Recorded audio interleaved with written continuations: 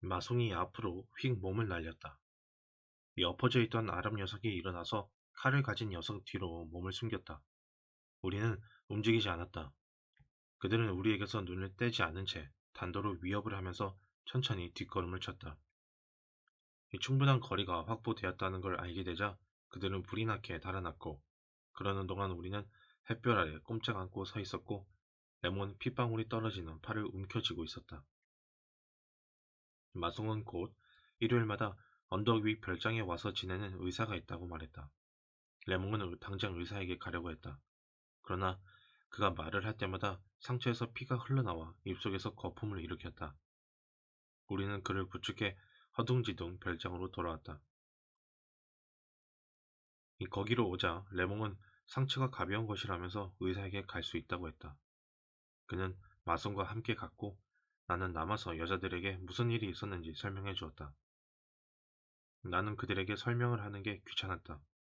나는 결국 입을 다물어 버리고 담배를 피우면서 바다를 바라보았다. 1시 반쯤 레몽이 마송과 함께 돌아왔다. 팔에는 붕대를 감고 입가에는 반창고를 붙이고 있었다. 의사는 별것 아니라고 말했다지만 레몽은 매우 침울한 표정이었다. 마송은 그를 웃기려고 애를 썼다. 그러나 레몽은 여전히 말이 없었다. 그가 바닷가로 내려간다고 하기에 나는 그에게 어디로 가느냐고 물었다. 그는 바람을 쐬고 싶다고 대답했다. 마송과 나는 함께 가겠다고 했다. 그러자 레몽이 화를 내며 우리에게 욕을 했다. 마송은 그의 비위를 거스르지 않는 편이 좋겠다고 말했다. 그래도 나는 그를 따라 나섰다. 우리는 오랫동안 해변을 걸었다. 이제 태양은 찍어 누르는 듯했다. 햇빛이 모래와 바다 위에서 조각조각 부서지고 있었다. 나는 레몽이 자신이 가는 곳을 알고 있다는 느낌을 받았지만 어쩌면 잘못 짚은 것일 수도 있었다. 이 바닷가 맨 끝까지 가자 우리는 마침내 커다란 바위 뒤에 위치한 모래밭으로 흐르고 있는 조그만 샘에 이르게 되었다. 거기서 우리는 좀 전에 두 아랍인을 발견했다. 그들은 기름기 묻은 작업복 차림으로 누워 있었다. 더없이 편안하고 거의 만족한 표정들이었다. 우리가 나타나도 전혀 흔들림이 없었다. 이 레몽을 찌른 녀석은 아무 말 없이 레몽을 쳐다보았다. 또 한 녀석은 작은 갈대 피리를 불고 있었는데 우리에게 곁눈질을 해가면서 제 악기가 내는 세 가지 음만을 끊임없이 되풀이하고 있었다. 그러는 동안 줄곧 거기에는 오직 태양, 그리고 나직한 샘물 소리와 세 가지 음이 이루어진 그 침묵뿐이었다. 이윽고 레몽이 주머니에 권총에 손을 댔지만 상대편은 움직이지 않았고 그리하여 둘은 여전히 서로를 바라보고 있었다. 나는 피리를 부는 녀석의 발가락들 사이에 바깥 나는 피리를 부는 녀석의 발가락들 사이가 몹시 벌어져 있다는 것을 눈여겨보았다. 그러나 레몽은 상대편에게서 눈을 떼지 않고 해치워버려? 하고 내게 물었다. 안 된다고 했다간 그가 제 풀에 흥분해서 틀림없이 쏠 거라는 생각이 들었다. 그래서 나는 그에게 저 녀석은 아직 너한테 아무 말도 안 했는데 이대로 쏘는 건 비겁해 라고만 말했다. 이 침묵과 열기 속에서 또다시 나직한 물소리와 피리 소리가 들렸다. 이윽고 레몽이 말했다. 그럼 전 녀석에게 욕을 하겠어.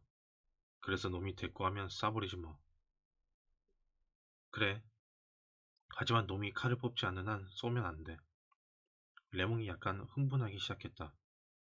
이 다른 녀석은 여전히 피리를 불고 있었고 둘 다 레몽의 일거일동을 주시하고 있었다. 내가 레몽에게 말했다. 안 돼. 남자 대 남자로 맞상대해야지. 그리고 그 권총은 이리 줘. 만약에 다른 녀석이 끼어들거나 저 녀석이 칼을 뽑으면 내가 쏘겠어. 레몽이 내게 권총을 건네줄 때 태양이 그 위로 번쩍하며 미끄러졌다. 그러나 마침 모든 것이 우리 주위를 둘러막아 가두어 버렸다는 듯이 우리는 여전히 그대로 꼼짝도 하지 않고 있었다.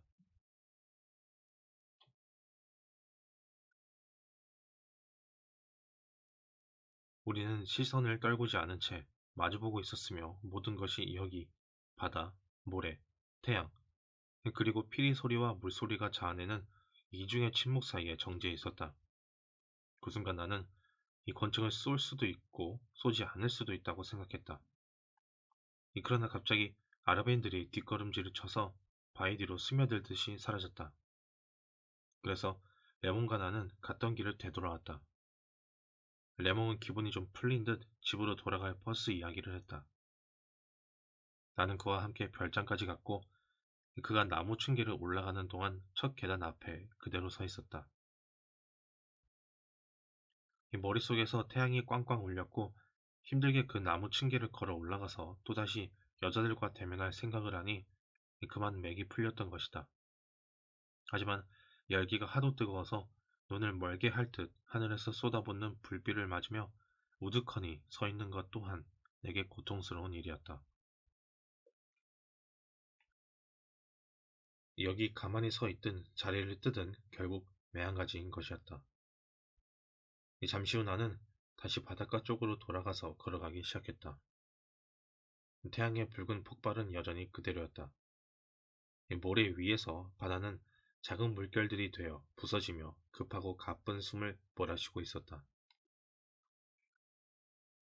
나는 천천히 바위들 쪽으로 걸어가고 있었는데 쏟아지는 태양의 열기에 이마가 팽창하는 느낌이었다. 그 모든 열기가 머리 위에서 나를 내리 누르면서 내가 앞으로 나아가는 것을 방해하고 있었다. 그래서 뜨거운 태양의 엄청난 숨결을 얼굴에 느낄 때마다 나는 이를 악물었고 이 바지 주머니 속에서 두 주먹을 불끈 쥐었고 태양과 태양이 쏟아붓는 그 캄캄한 쉬기를 이겨내려고 전신을 긴장시켰다. 모래, 흰 조개 껍질, 유리 조각에서 빛의 칼날이 쏟아질 때마다 내 턱뼈가 움찔움찔 했다. 나는 한참을 걸었다. 햇빛과 바다의 먼지 같은 수증기가 만들어내는 눈부신 후광에 둘러싸인 조그만 바위 덩어리가 멀리 거무스름하게 보였다. 나는 그 바위 뒤에 서늘한 샘을 생각했다. 졸졸 흐르는 그 샘물 소리를 듣고 다시 듣고 싶었고 태양과 힘겨운 노력과 여자의 울음소리에서 벗어나고 싶었으며 그늘과 휴식을 되찾고 싶었다. 그러나 좀 더 가까이 갔을 때 나는 레몽의 상대가 되돌아와 있는 것을 발견했다. 그는 혼자였다. 그는 반드시 드러누워 두 손으로 목덜미를 괴고 이마는 바위 그늘 속에 둔 채 전신의 햇볕을 받고 있었다. 그의 작업복이 열기 속에서 김을 내고 있었다. 나로서는 좀 의외였다. 내가 생각하기에 그건 이미 끝난 일이었고 나는 그 일은 생각도 않고 그리로 온 것이었다. 그는 나를 보자마자 몸을 약간 일으켜 주머니에 손을 넣었다. 물론 나도 우도 속에 들어있는 레몽의 권춘을 끌어쥐었다. 그는 다시 몸을 젖혀 누웠지만 주머니에서 손을 빼지는 않은 채였다. 나는 그에게서 퍽 멀찍이 한 10여 미터쯤 떨어져 있었다. 이 절반쯤 감은 그의 눈꺼풀 사이로 이따금 그의 시선을 알아챌 수 있었다. 그러나 대개는 그의 모습이 불타는 대기 속에서 나의 눈앞에 어른거리고 있었다. 이 파도 소리는 정오 때보다 더 나른했고 더 가라앉아 있었다. 똑같은 모래밭 위에서의 똑같은 태양, 똑같은 빛이 여기 그대로 연장되고 있었다. 벌써 2시간째 낮이 더 이상 앞으로 나아가지 않고 정지해 있었고 벌써 2시간째 낮이 펄펄 끓는 금속의 태양 속에 닻을 내리고 있었다. 수평선 위로 조그만 증기선이 지나갔다. 나는 내 시선의 가장자리에 보이는 검은 반점으로 그 배를 분간할 수 있었다. 왜냐하면 나는 잠시도 아랍인에게서 눈을 떼지 않고 있었기 때문이다.